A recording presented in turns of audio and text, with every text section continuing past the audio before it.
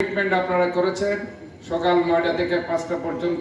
সেখানে রাজনৈতিকভাবে কোনো নেতা কর্মী আমার সাথে দেখা করবেন না সিটি কর্পোরেশনকে, এবং আমাকে স্বাধীনভাবে কাজ করার সুযোগ দিবেন, সেটা আপনারা পালন করেছেন। সেই জন্য আপনাদেরকে ধন্যবাদ। আমি অবশ্যই 6টার পরে অবশ্যই আসব, আপনাদের কথা শুনবো, যেহেতু আমি একজন রাজনৈতিক নেতা। আমি দল করে আজকে অবস্থায় এসেছি, কাজে আপনাদেরও অধিকার আছে আমার সাথে কথা বলার। আপনাদের কিছু হয়তোবা কথা আমি শুনবো। আমি একটু সময় নিয়ে এখানে আশেপাশে হয়তো একটা অফিস আমি দেখব, এখানেও আসবো, ওই অফিসেও থাকবো, যাতে করে আপনারা মাইনরিটির কথাগুলো বলতে পারেন।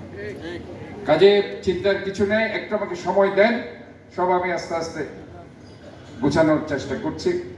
কারণ যখন আমি দায়িত্বভার নিয়েছি তখন ওই যে বক্করভাই যে কথাটি বলেছে, পুরা একটা দুর্নীতির সাগরে নিমজ্জিত। আমি শুধুমাত্র একটা জায়গায় হাত দিয়েছি, বিপ্লব উদ্যানে, সেখানে 25টা দোকান থেকে অলরেডি 10-12 কোটি টাকা লোপাট হয়ে গেছে।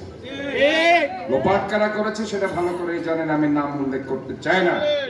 তবে যে ব্যাপারটা আমি শঙ্কিত, ওই দোকানগুলো থেকে মাত্র 1 লক্ষ টাকা সিটি কর্পোরেশন পেত বছরে, যেখানে 40 থেকে 50 লক্ষ টাকা আসার কথা ছিল, সেখানে মাত্র 1 লক্ষ টাকা করে সিটি কর্পোরেশন পেয়েছে। কাজে নিজের আখের গুছানোর জন্য সিটি কর্পোরেশনকে দুর্নীতির সাগরে নিমজ্জিত করে ধ্বংসের দ্বার প্রান্তে নিয়ে গেছে। আমি তাই বলেছি, একটু ধৈর্য ধরেন, আমাকে কাজ করার সুযোগ দিন। আমি চাই যে সিটি কর্পোরেশন স্বাবলম্বী হোক, কারণ যেদিন আমি সেখানে গিয়েছি প্রায় 450 কোটি টাকার দেনা নিয়ে আমি শুরু করেছি।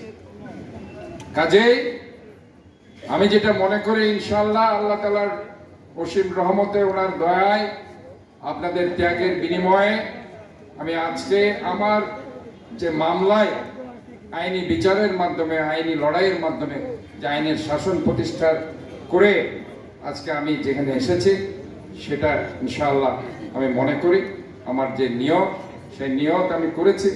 এই নিয়তের দোয়ায় আশা করি এই সিটি কর্পোরেশনকে ভরাডুবি থেকে আমি ইনশাআল্লাহ তুলে আনতে পারবো বলে বিশ্বাস করি। যে আপনারা সার্বক্ষণিকভাবে আমার পাশে থাকেন, সার্বিক সহযোগিতা। একটি সুন্দর শহর, সুন্দর green city, clean city, healthy city বাস্তবায়িত হবে। যারা সিটি কর্পোরেশনের পরিচ্ছন্ন বিভাগের যারা কাজ করছে, তাদের সাথে যদি আপনারা সহযোগিতা করেন, তাদেরকে আপনারা যদি মনিটরিং করেন, তাহলে দেখবেন কাজের গতি অনেক বেড়ে যাবে।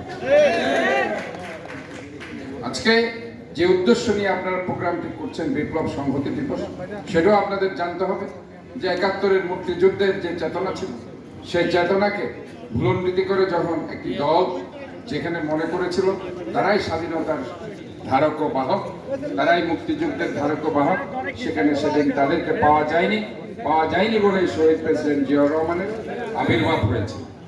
এবং সেটার ভাব ধরে আমরা দেখেছি 1975-এর পরবর্তীতে 7 নভেম্বর সাধারণ জনতা, সিপাহী জনতারা ওনাকে জনতা